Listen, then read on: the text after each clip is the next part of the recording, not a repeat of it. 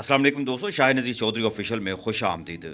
दोस्तों, मैंने आपके साथ अक्सर इस बात का ज़िक्र किया है कि मेरी मुलाकात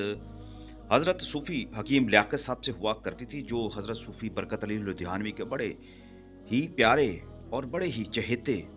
खलीफा भी थे और इंतहाई अकीदतमंद। हकीम लियाकत साहब ने सूफ़ी साहब के ज़ेर साया बहुत ज़्यादा तरबियत हासिल की थी, रूहानियत की, और बड़ी अल्लाह ताला ने उन्हें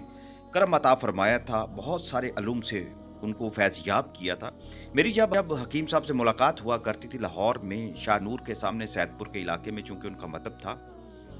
अब तो उनका वसाल हो चुका है।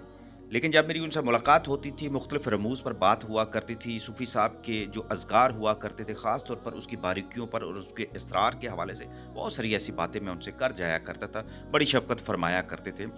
एक बार जब उनसे मुलाकात हुई तो उन दिनों रमज़ानुल मुबारक का महीना जो था बहुत करीब था, तो मुझे कहने लगे कि यार, मैं आपको एक ऐसा वज़ीफ़ा क्यों ना बता दूँ कि आप अगर पूरा रमज़ानुल मुबारक उसकी तस्बीह करते रहें, ये अल्लाह ताला का इसमें मुबारक है और ये भी इसमें आज़म का दर्जा रखता है। आप इसको अपनी तस्बीह बना लें, सारी ज़िंदगी में इसको पढ़ते रहें, और वो लोग जो दुनियादार होते हैं और साथ रूहानियत और तसव्वुफ़ की राह पर भी गामज़न होते हैं, ऐसे लोगों के लिए कदम-कदम पर बहुत ज़्यादा इम्तिहानात होते हैं, क्योंकि झूठ और दगाबाज़ी, फ़रेबकारी और ऐसे बहुत सारे मामलात दुनियादारी के निज़ाम के अंदर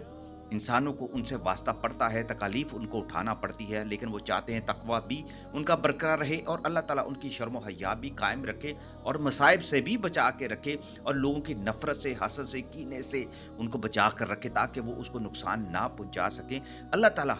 ऐसे ज़ाकिर को जो इस तस्बीह को पढ़ता है, उसका औरा, रूहानी औरा बहुत ज़्यादा मज़बूत फ़रमा देते हैं, ना उस पर जादू होता है। और फिर वो जो दुआ करता है, जब वो एक मकबूल बंदा बन जाता है इस ज़िक्र को पढ़ कर, तो अल्लाह ताला उसकी दुआ की लाज रखते हैं और उसको कोई नुकसान नहीं पहुँचा सकता। ऐसा बंदा दुनिया में भी तरक्की पाता है, रूहानियत में भी तरक्की पाता है। हालाँकि बहुत सारे लोग कहते हैं कि जब आप रूहानियत की राह पर चलते हैं, बहुत आगे निकल जाते हैं, तो दुनिया बहुत पीछे रह जाती है। यानी उससे ये नतीजा भी अख़ज़ किया जाता है कि दुनियावी मामलात में वो नाकाम भी हो जाता है, क्योंकि उसकी घरदारी भी होती है, बच्चे भी होते हैं, ख़ानदान भी होता है। लेकिन ये ऐसा वज़ीफ़ा है जो हकीम साहब बड़ी मोहब्बत से जो उन्होंने मुझे बताया, वही वज़ीफ़ा, वही तस्बीह मैं आपको बताने लगा हूँ। रमज़ानुल मुबारक का महीना शुरू हो चुका है। आप कोशिश करें इस पूरे महीना में एक मुजाहिदा समझ लें। आप इस ज़िक्र को कसरत के साथ अपनी तस्बीह के तौर पर आप इसको पढ़ें, नमाज़ इशा के बाद, नमाज़ तरावी के बाद मामूल बना लें। ये इस महीने ने, आपको पता है, खैर व बरकत वाला महीना है, गुज़र तो जाएगा इंशाअल्लाह, लेकिन आप ये जो तस्बीह जो हकीम लियाकत साहब को हज़रत सूफ़ी बरकत अली लुधियानवी ने ख़ास तौर पर तलकीन फ़रमाई थी और कहा था कि बाकी अज़कार आप करें, लेकिन जहाँ दुनियावी मामलात होते हैं और फिर रूहानियत में इस्तिक़ामत भी रखनी होती है, तो फिर आपको या मालिकुल मुल्क की तस्बीह करनी चाहिए। सब फरमाया करते थे कि जो भी ये तस्बीह या मालिकुल मुल्क 212 दफ़ा पढ़ा करेगा रोज़ाना अव्वल आखिर दुरूद पाक के बाद, तो अल्लाह ताला उस पर अपना फ़ज़ल अता फ़रमाएँगे। और ऐसा शख्स जो दुनियावी अपने मामलात में फंसा होता है, अपनी ज़िम्मेदारियाँ अदा कर रहा होता है और वो चाहता है कि राह सलूक पर भी रहे और दुनियावी रियाकारी से भी वो बचा रहे, तो उसको ये पढ़ना चाहिए। इसका ज़ाकिर जो इस तस्बीह को जो ज़ाकिर होता है, वो मालो दौलत और इज़्ज़त वो ऐसे आसानी से हासिल कर लेता है कि अगर देखा जाए तो ये अल्लाह की अता उस पर ख़ास हो जाती है। फिर ख़ास तौर पर जब इंसान कोई मालो दौलत इकट्ठा करने के लिए बहुत ज़्यादा पापड़ बेलता है और उसे मालो दौलत का हसूल भी मुश्किल नज़र आता है, लेकिन जब वो इसका ज़ाकिर बन जाता है, तो उसको मालो दौलत भी मिलता है और उसके साथ उसको इज़्ज़त भी मिलती है। इस तस्बीह को, इस इस्म आज़म को पढ़ने वाला, यानी या मालिकुल मुल्क को पढ़ने वाला 212 मरतबा रोज़ाना जो पढ़ेगा, दुरूद पाक के साथ पढ़ेगा, अव्वल आखिर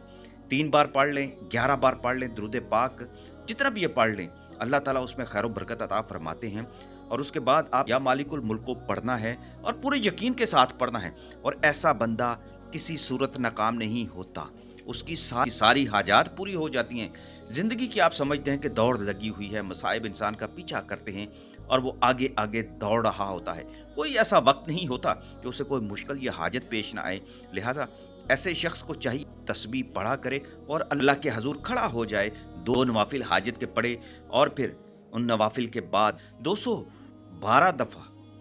ये तस्बीह दोबारा से शुरू करे और अपने लिए दुआ करता रहे।